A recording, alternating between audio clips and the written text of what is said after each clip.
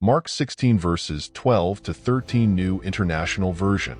12 Afterward, Jesus appeared in a different form to two of them while they were walking in the country.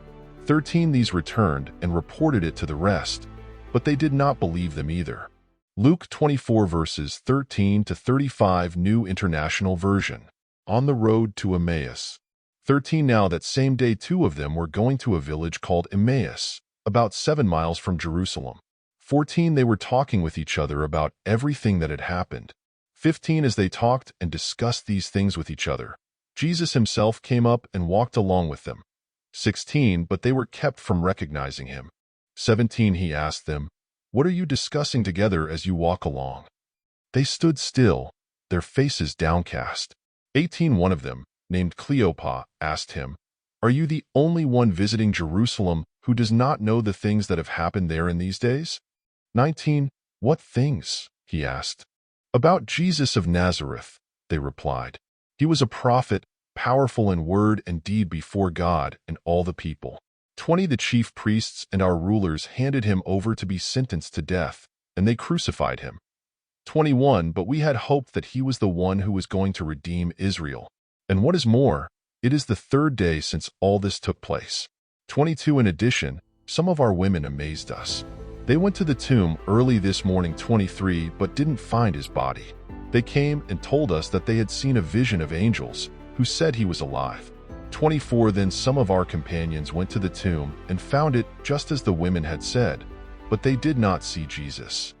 25 He said to them, "How foolish you are, and how slow to believe all that the prophets have spoken." 26 Did not the Messiah have to suffer these things and then enter his glory? 27 And beginning with Moses and all the prophets, he explained to them what was said in all the scriptures concerning himself. 28 As they approached the village to which they were going, Jesus continued on as if he were going farther. 29 But they urged him strongly, "Stay with us, for it is nearly evening. The day is almost over." So he went in to stay with them. 30 When he was at the table with them, he took bread, gave thanks, broke it, and began to give it to them. 31 Then their eyes were opened and they recognized him, and he disappeared from their sight. 32 They asked each other, "Were not our hearts burning within us while he talked with us on the road and opened the scriptures to us?" 33 They got up and returned at once to Jerusalem. There they found the 11 and those with them, assembled together 34 and saying, "It is true. The Lord has risen and has appeared to Simon." 35 Then the two told what had happened on the way and how Jesus was recognized by them when he broke the bread. Mark 16 verse 14. 1. Circumstances. In Mark 16 verse 14, the event occurs after Jesus' resurrection.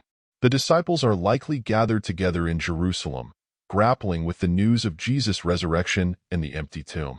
Suddenly, Jesus appears among them, rebuking them for their disbelief and hardness of heart in not believing those who had seen him after he had risen. Luke 24 verses 36 to 43. 2. Circumstances. In Luke 24 verses 36 to 43, the event takes place on the evening of the resurrection day. The disciples are gathered together in a room in Jerusalem, filled with fear and confusion following the reports of Jesus' resurrection. Suddenly, Jesus appears in their midst, despite the doors being locked. He shows them his hands and feet, inviting them to touch him and see that he is not a ghost but truly resurrected. He also eats a piece of broiled fish in their presence to prove his physical presence. John 20 verses 19 to 23. 3. Circumstances. In John 20 verses 19 to 23, the event occurs on the evening of the resurrection day. The disciples are again gathered together in Jerusalem, likely in the same room as in Luke's account, still in a state of fear and uncertainty. Suddenly, Jesus appears among them, standing in their midst despite the locked doors. He offers them peace, showing them his hands and side as evidence of his identity. He then commissions them, breathing the Holy Spirit upon them and empowering them to forgive sins. In all three instances, the circumstances involve the disciples being together in Jerusalem, filled with fear, confusion, and disbelief following Jesus' resurrection. Jesus appears to them, demonstrating his physical resurrection, calming their fears, and commissioning them for their future mission. The preceding events occurred following the resurrection of Jesus Christ. First, there was the encounter on the road to Emmaus, followed by his appearance to the 11 apostles. We are now embarking on a journey toward Pentecost. I hope the time you've spent on this journey proves to be rewarding.